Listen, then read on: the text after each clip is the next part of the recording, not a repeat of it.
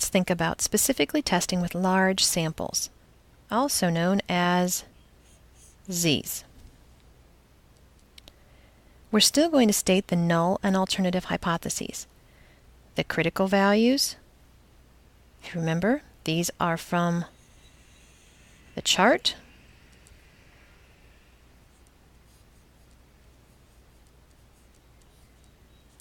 Then we have our calculated values, our drawings, reject or fail to reject the null, and interpretation. Now we have been using these z-charts, and they're kind of hard to read. So, I have a treat for you. Above you see our calculated test statistic formula right here, and that's still the same. But now I'm going to let you read an easier chart. Confidence interval, remember, subtract from 1 to get alpha.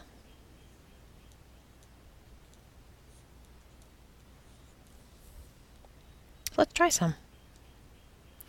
Manufacturer of chocolate chips would like to know whether its bag filling machine works correctly at the 428 gram setting. Based on a 42 bag sample, where the mean is 429 grams, is there sufficient evidence at the 0.01 level that bags are overfilled? Assume the variance, not standard deviation, but variance, to be 256 grams. Key pieces of this information: there's mu, there's n, x bar, alpha, direction for the research hypothesis, and variance. You'll have to take the square root to get the standard deviation.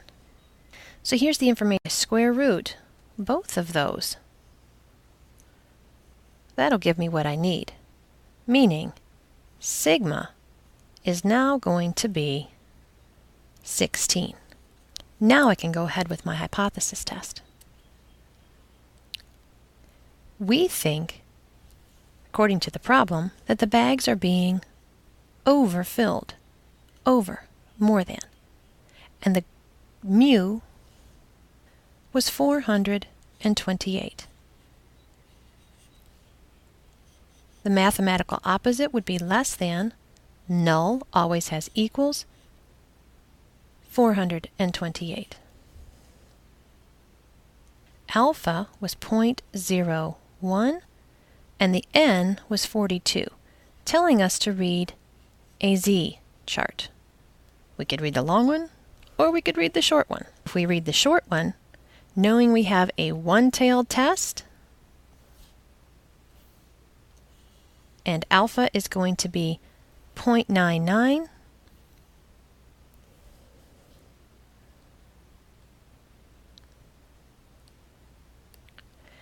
we could read the short test, we could read the short chart, which would tell us for our one-tailed test, if alpha is 0.01, the confidence is 0.99, and our value is 2.33. So our z equals 2.33. Because I know it's greater than, it's going to stay positive. And on my graph, 2.33 is about in here. This then is my rejection region. Going back to the original problem to get the information for my calculated statistics, x bar is 429, standard deviation is 16.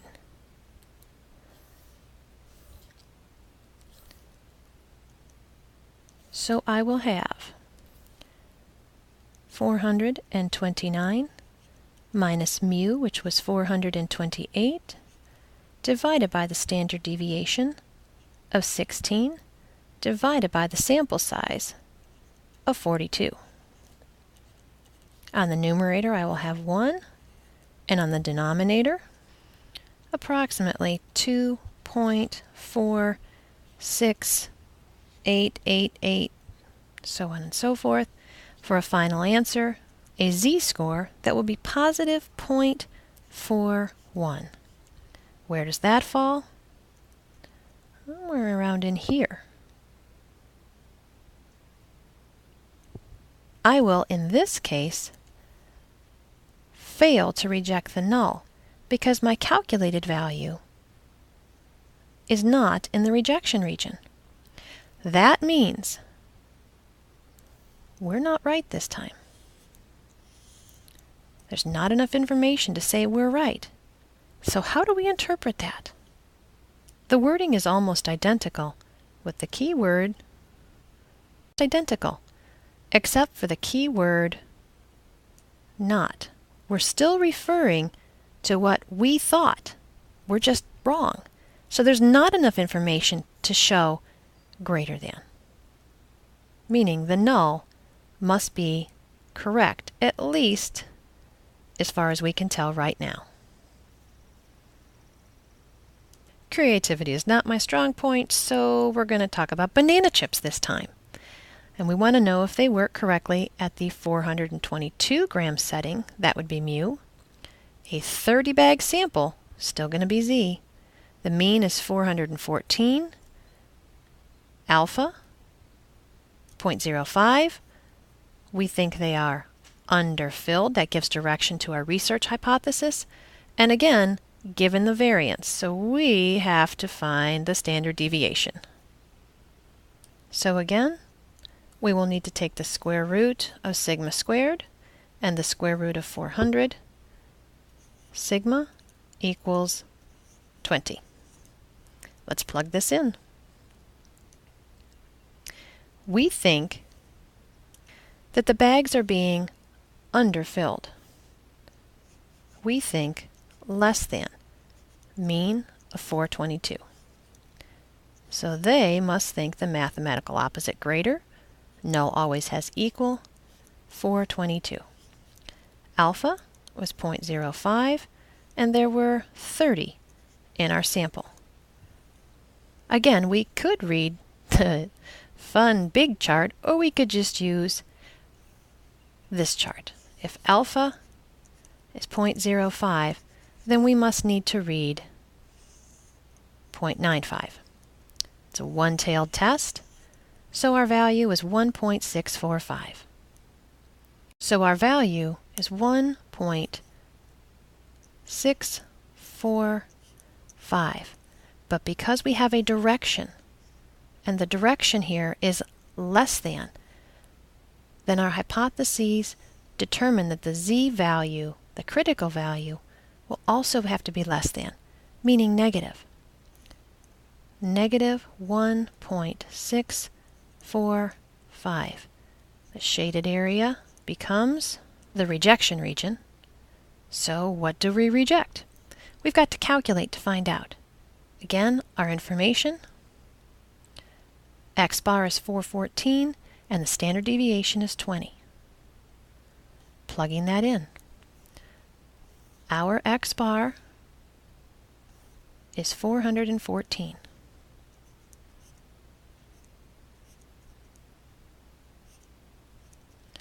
Minus the mean that they give us of 422. Standard deviation was 20, and there were 30 in our sample. On the numerator, negative 8. Denominator,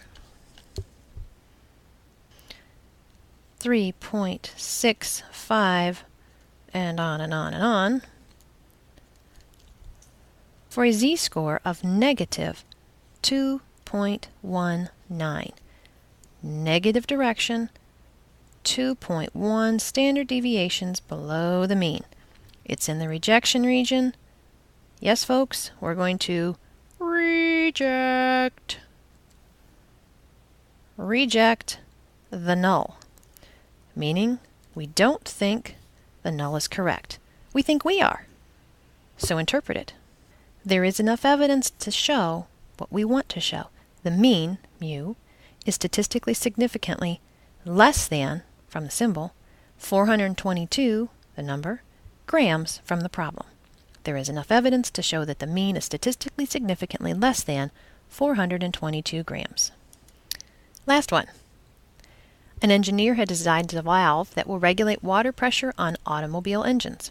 The engineer designed the valve such that it would produce a mean pressure of 7.9 pounds per square inch.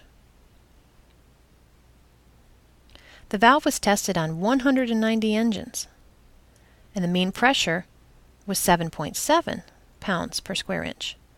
Assume the standard deviation is 1. Is there any evidence at the 0.05 level that the valve performs below the specifications? And this time we were given S, so we don't have anything extra to figure out. Does it perform below the specifications?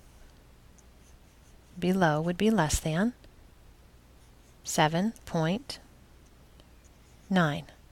They would say it's greater than or equal. Alpha was 0.05. N was 190. Definitely more than the 30 limit. So let's go find our z-score. We know it's going to have to be negative because of this less than symbol. What's the number? Again, we have alpha equals 0.05. So we're going to read the 95% confidence interval. We have a one-tailed test because it has a direction. 1.645 is our value. So we know now it must be a negative 1.645. So when we figure up our calculated z, x bar was 7.7 minus the mean for the population, or so it said, of 7.9.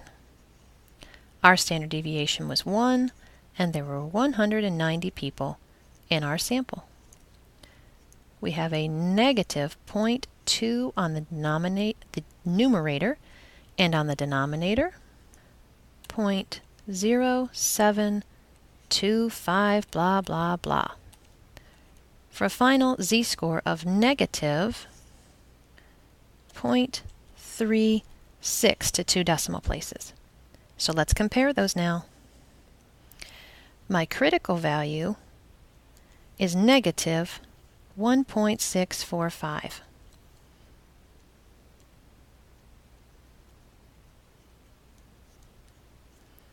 And here's my rejection region.